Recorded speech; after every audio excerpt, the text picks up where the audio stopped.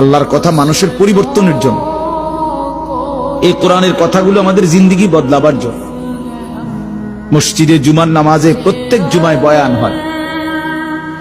এক বছরে 52 সপ্তাহ, চিন্তা করে দেখেন, একটি বছরে 52 সপ্তাহ। তাহলে 52 সপ্তাহ ইমাম সাহেব আপনাদের জন্য নসিহত করে। এইভাবে যদি 30 বছর 40 বছর ধরে শুনে থাকেন, তাহলে আজকে কতদিন ধরে আল্লাহর কথা শুনতেছেন? বছরে 52, তো এভাবে 40 বছর, এভাবে 30 বছর, এভাবে 50 বছর। অথচ এত লম্বা সময় আল্লাহর কথা শুনবার পরেও এখনো মিথ্যা বলা ছাড়তে পারলেন না।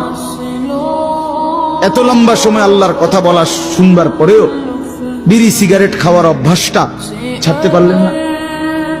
এত লম্বা সময় আল্লাহর কথা শুনবার পরেও চা দোকানের আড্ডা বন্ধ করতে পারলেন না।